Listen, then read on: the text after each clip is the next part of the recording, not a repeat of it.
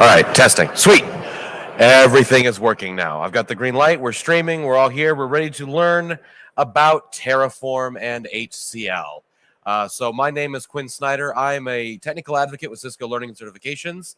And I assume you're all here to get started with Terraform. So with that being said, just show of hands, how many folks have heard of Terraform? Okay, good. How many people have actually used Terraform in a lab or in a production environment? Okay, so we have a few experienced folks. Kareem, you don't count. Well, so if you are completely new to using Terraform, I've got a quick presentation. We'll talk you through the basics of what makes Terraform work, how you write configurations in HCL, and then hopefully we'll have about 15 minutes of demo to show you why Terraform is so cool. So I have this slide in here. I'm not sure if this is going to be listed to have a space to chat in the app. If it does, you can join the discussion. If not, no worries. I will be sharing the PDF of these slides so you have them as a reference, as well as the code that I will be using and demonstrating with on my personal GitHub. I'll have a QR code and a link when we get to the demo section. So no worries. Otherwise, you can find me. I'll be around for the rest of the week in the learning and certifications area. So we'll talk about the background of Terraform, when it was created, why it was created, how Terraform goes about actually provisioning configuration against hardware or cloud, the syntax, how we do some control things with HCL, and then we'll do a demo and a quick wrap up. So I'm going to skip over that. Terraform background. It was created in 2014 by HashiCorp. It was originally designed as an infrastructure as code management tool for cloudy things, so AWS, Azure, GCP. And that was to remove a lot of the burdens of the click ops that exist within those control panels, as well as finding a way to normalize configurations across clouds. So Amazon has their CDK, Azure has Bicep and their own dev kit for Azure. Google has the same thing. Terraform can normalize across clouds. We install a provider. We write the same HCL code regardless of whether we're against on-prem or cloud, and we can work in a multi-domain, multi-cloud environment. The downside, if there is one to Terraform, is that it's written in Go. Go is great because it's a compiled language. It's not compiled at execution like Python. It's strongly typed. It's very fast, but there is no native SSH library for Go. Carl Montanari from Twitch has written Scrapply Go, but that will not be merged into the upstream Terraform code. So right now, the only way that you can use Terraform is to interact with REST APIs. So all of your controllers, all of your clouds, anything that has a REST API exposed, I know that the iOS XCBE is working on a Terraform or has released a Terraform provider for RESTconf for those devices. But again, REST APIs only. So if you're looking for like box by box thing to rip out Ansible and put in Terraform, it may not work if you need SSH. It's fully declarative. Now, so is Ansible. But the way that Terraform and HCL works is that it's what I call end state declarative. If we think about how we write something in Ansible, we have to know the tasks, the steps 1, 2, 3, 4, 5. If those steps need to be in that order and we don't have them in that order in our playbook, the playbook will fail execution. Terraform is end state declarative. When you build a Terraform provider, which is like the code that allows Terraform to interact with a cloud or a controller, when that provider is built, there is a circular dependency map that is created as a part of that. So that means it doesn't matter if I write any steps out of order. I worry about the end state, what I want my infrastructure to look like. I perform a Terraform plan and Terraform apply. We'll touch on that, what those mean in a little bit. And Terraform will do all the heavy lifting for me because of that provider. So I focus on what I want to create. Terraform worries about how we actually get there. The other thing that you'll tend to hear about with Terraform is that it's meant for immutable infrastructure. Terraform doesn't drift from point A to point B. If I have infrastructure that needs to move from A to B with Ansible, I would just make configuration changes. Terraform does a rip and replace. If I need to move from A to B, I delete A, make the changes that are required, and apply that with a net new item in B. So there is that change that have there the rip and replace. That's not a drift like what happened in Ansible. So that could have some potential impacts. However, the reason it's really awesome is that it's a single binary because it's written in Go. You download the binary, unzip it, install it to your path. There's some other tools that can help manage that, like tf-env. But once it's in your the binaries in the path, you're off to the races. You create a configuration with HCL, and we'll talk about what that syntax looks like. It's very JSON-ish in nature, but you create the configuration that you wish to apply in HCL. We do a Terraform init in the folder that has that HCL file. That reaches out, grabs the providers that are declared in that configuration file, installs them locally to the project folder, and then we can start to do a Terraform plan. What the Terraform plan action does is it reads in your one or more Terraform configuration files that you have written, computes them all together, looks at any previously saved state within that project, and says, here's the changes that I've got to make. And it will spit them out to standard out in a very nice, orderly syntax with pluses and minuses and tildes, so you can see exactly what's going to happen as a part of that change. But Terraform plan just does what I'm going to do. It's like a two-stage atomic commit. Here's what I want to change, but I don't actually make those changes until I do a Terraform apply. Now, when I do the apply, that actually says I'm going to make the changes. I'm going to change the infrastructure and spit out the results of that. Now, I mentioned earlier looking at state. Terraform is stateful, which is really awesome because I get a destroy action for free. If Terraform moves a change forward and says, I've added this new resource or I've added this new configuration to a controller or my cloud, and then I do a Terraform destroy, it says, I know exactly what I've changed because I've saved that state. I'm going to yank it all out. So, and I do this a lot with the tutorials that are in Cisco U and other things. If you're working in the cloud, you don't want surprise billing. Friends don't let friends go through the control panel. They do Terraform because I just do a Terraform destroy and I don't have to worry about overage charges. So that's a nifty thing that comes with Terraform because it is stateful. HCL. This is probably the most intimidating thing about Terraform, and it was when I started learning Terraform back about the 2016-2017 timeframe, was the syntax. I liked YAML. It was nice, easy, clean, readable. It was all indented by tabs. I didn't like curly braces. It was a little bit intimidating. However, the more that I've gotten to know HCL and be more comfortable with the syntax, the easier it becomes because I don't have to do any of that weird tabbing and maybe I've got too much white space or too little white space, or I've made sure that I've got the right extensions in VS Code so I can see how far my YAML's moved over. Maybe I'm missing a colon or whatever. HCL is very simple. I have arguments and I have blocks. So an argument is just a simple assignment. In this case, I've assigned a variable called username to some other value. In this case, it's referencing a variable in another file. But it's just a simple assignment. It's composed of arguments and blocks. A block is a larger curly bracket delineated set of assignments. So in this case, I have multiple arguments, name and description, but they're nested together under this single resource, which means something I'm going to change. So in this case, I have a resource. I'm going to change and create an ACI tenant, and I'm just going to call it some name. And under that, I'm going to give that tenant a name and a description. And because I have delineated it with these curly braces, everything inside of those curly brackets is assigned or will be implemented as part of that resource block. So I've got a very clear delineation of what needs to go where or where things are located. I don't have to worry about, well, I've got 3 tabs and not 4. So it can be a little bit quicker to look at because we're familiar with that syntax that we're used to with JSON. Within HCL, it is possible to read in configuration. So you see that some of these are highlighted with resources. Those are things that I'm going to change. If I want to read something in, I use what's called a data source, denoted by data up at the very top. So I can read something in from an existing configuration. In this case, I'm reading in a tenant object from Cisco MSO, now called NDO. And I'm reading that data in so that I can use it for other actions later on down the line.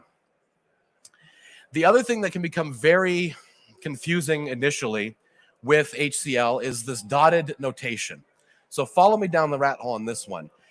This template is referencing this template name, but I don't need to call that template name because I've already referenced it earlier. So in this case, I have this template is assigned MSO schema object template name. Well, if we look up top, we have a resource called MSO schema, and we've called it schema object. The MSO schema is the resource name. It's the thing that I'm going to be changing, or what I would do with think of it as a Ansible module if you're used to those things. And then I've just called it schema object, so I can reference those with a dot. There will also be values that are exposed. So like you'll see a lot of ID values that we can reference later on down that are exposed without being part of the documentation. So to say we're going to expose an ID value, and you can use that later on. But the dotted notation allows us to nest through these different things. Same thing with the tenant ID. I've read in the tenant, so I'm calling the data from this tenant object up top, and I'm gathering that ID. So that dotted notation allows us to follow the path of where we got that value from. It is also possible to do loops in HCL. So in this case, I have an inventory, a variable called switches, and inside of that variable, I have these different blocks, each with an IP and a role. So I have this block called spine1 that has an IP and has a role. If I want to loop through that, I use the for each command. I call the variable, and then I have an IP and a role, and I'm just saying for each thing that I've called inside of that argument block, give me the value of the IP and give me the value of the role and fit it in there, run it, and then keep looping through. So we can do some basic programmatic control structures just like we would in a normal programming language within HCL. I've already touched on this declarative versus procedural. The only thing that I can say is don't believe everything you read on the internet. People will say that Ansible is declarative. It's not. I'm sorry, it is. Sorry. People will say that Ansible is procedural. It is not. I'm still abstracting the actual configuration. I'm not saying like if I'm installing a package with Ansible, I'm not going to be writing the actual command. I'm just going to call the apt module and install it their way. So Ansible is also declarative. However, it's declarative per task. They're both declarative. Ansible's per task. Terraform is end state or across the entire plan that I configure. This is code. Its infrastructure is code. Just because we don't have any Python or Node or Go doesn't mean it's not code. And the nice thing is when you have these abstractions with IaC, we can snap them into really cool things like CI to CD pipelines. I did a demo a few days ago around using Terraform and CML with a CI/CD pipeline to automatically provision our infrastructure. So you can do a lot of things just with IaC. So don't let anybody tell you that your YAML or your HCL is not code. It absolutely is. If YAML and HCL weren't code, I would write no code whatsoever.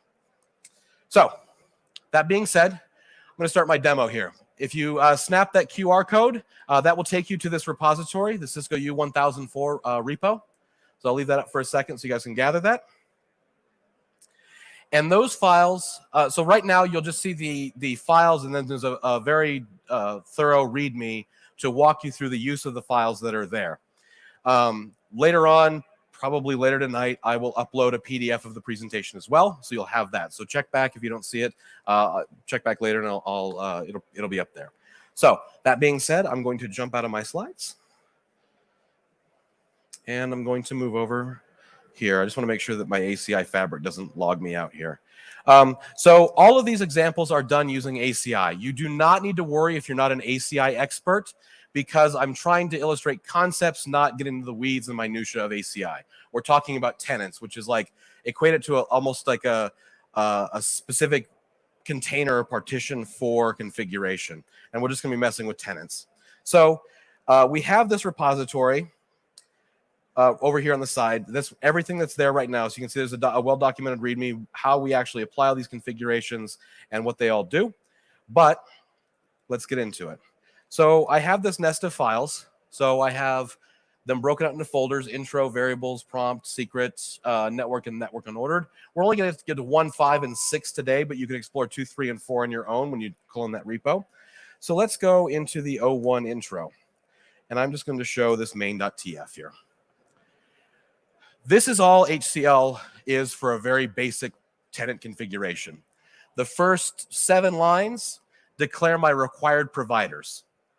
That says I need to gather this information from Terraform's registry in order to perform any actions on the controller that I want to impact the change with. So in this case, I'm pulling down the ACI provider, and I need the version to be greater than 2.5.0.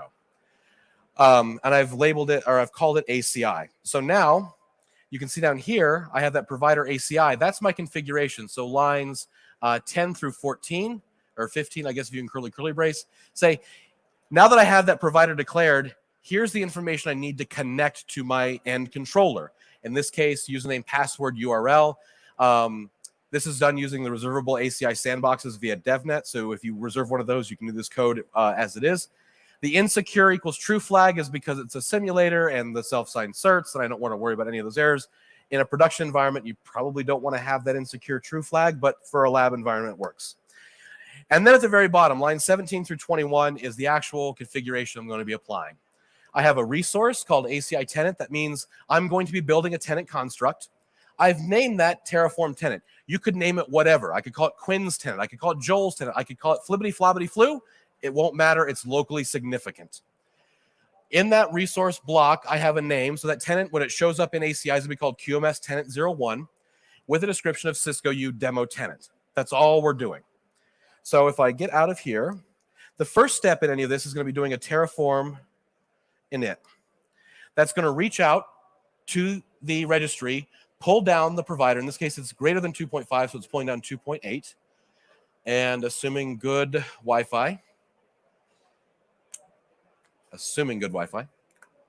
There we go. It will download that provider and install it into a local folder within, so this .terraform folder down here actually stores the provider information. So it downloads that per project. So we don't have to worry about weird conflicts or global providers. They're installed per folder. The nice thing is every Terraform provider is signed by a GPG key. So when it downloads that provider, it sees that GPG key in the file, compares it to what's on record with Terraform's registry to make sure that we have end-to-end security there, so we don't have any man-in-the-middle attacks. We sign them when we release them from the GitHub repository. There's an automated release process that goes in. So we sign them with the key, ship them over to Terraform's registry. They make sure that they receive the key value that we've signed it with and upload it into our portal. And then when you download it, it verifies that we have end-to-end trust there. So we have a little bit more security built into that. Now that we've been initialized, we're going to do Terraform plan. And I'm just going to run Terraform plan. Now, I know that the text is a little bit big, so it's hard to see it all together. We can see it's going to create a tenant. It's going to have a name of QMS tenant 01 with a description. And then the nice thing is the new providers will add this annotation called orchestrator : Terraform. So when I actually do a Terraform apply here, and I'm just going to do that, it's going to say, do I want to apply? Hit yes. So it's going to create that tenant. Now, when it pops up over there on the left side, you can see it's got this blue rectangle, or teal, I guess, that says Terraform. That lets you know that you've created that resource with Terraform, because ideally, when you create something with Terraform, you want to manage it with Terraform. Again, I said that Terraform is stateful. Because it's stateful, if you create something with Terraform and someone goes in and changes it, that state is incongruous. So you have to rectify that state before you can make any subsequent changes with Terraform, because it's going to say, I'm not going to change something that I don't know everything about. So it adds that flag automatically, so it says we have a tenant there. Great, we've created our first tenant. Any questions so far?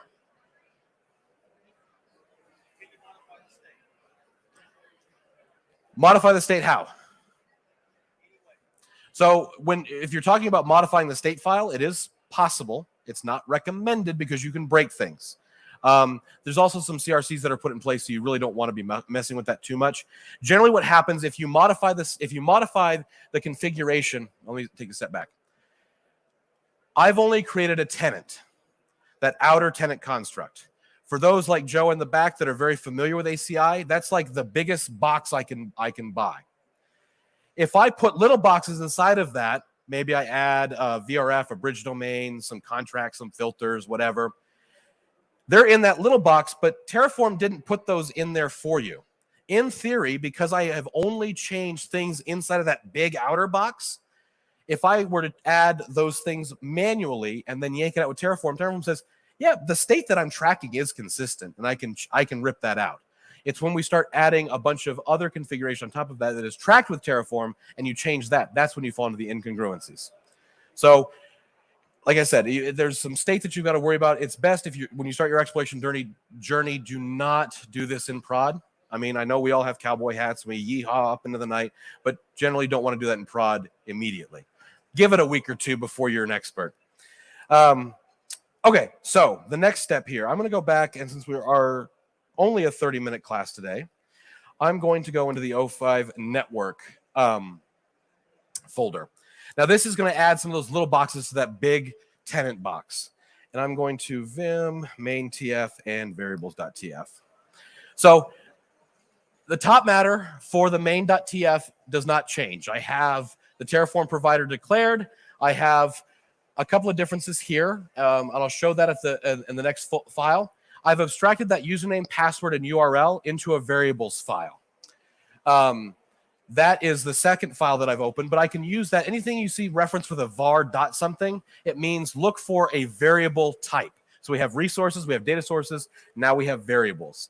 So you can look for anything that has a variable prefix with the name called user, and then look for the password, username, password, and URL keys. So if I look at variables.tf, we can see that we have this argument block called user that is declared as a variable with values for username, password, and URL.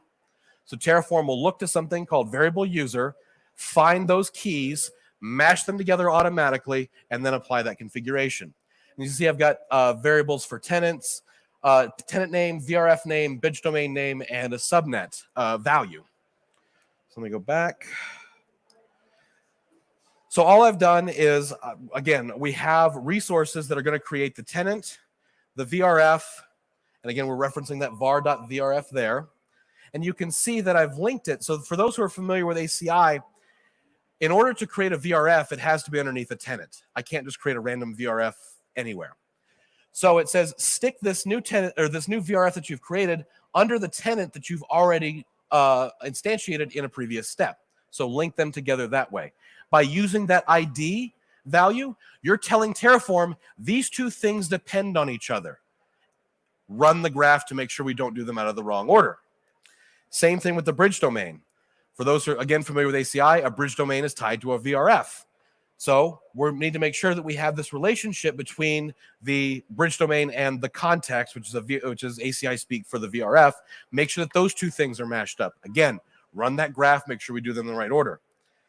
And then finally, we have the subnet, which is tied to a bridge domain.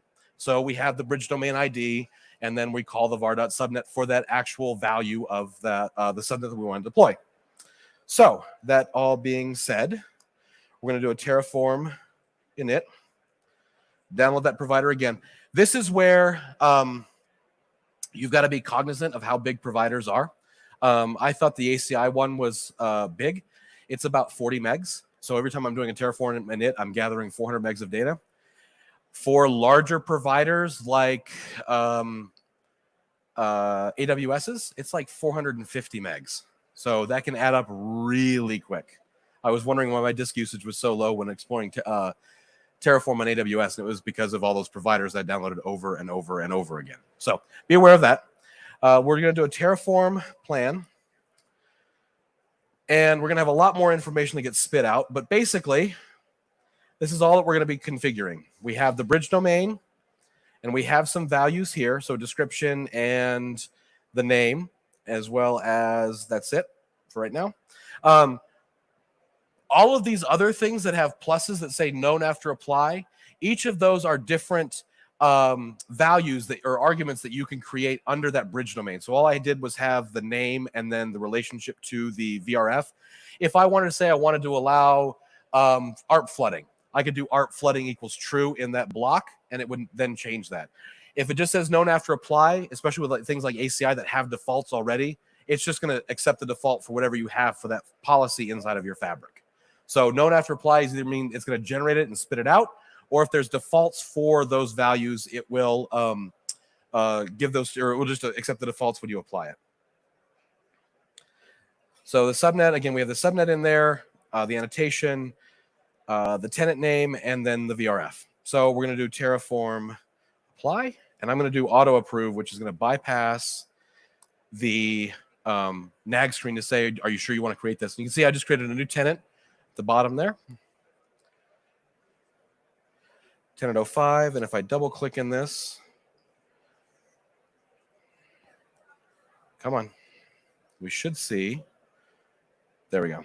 So we have networking, we have a bridge domain, That bridge domain has a subnet. I knew it was the bottom one.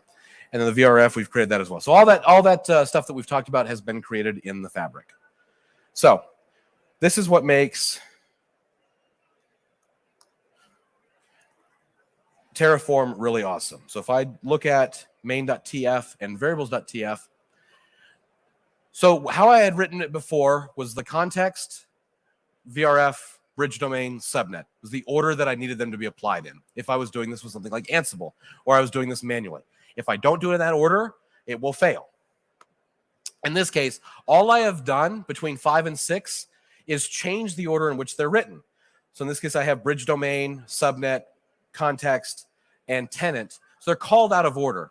Again, if I did this with Ansible in that order, it would fail. It would say, I can't assign a subnet to a bridge domain that doesn't exist. And likewise, I can't assign a bridge domain to a VRF that doesn't exist. Terraform will handle all of that for me. So just to show there's nothing up my sleeve, variables.tf, again, all we're doing is changing some names, but everything else is the same. So we'll do a Terraform init.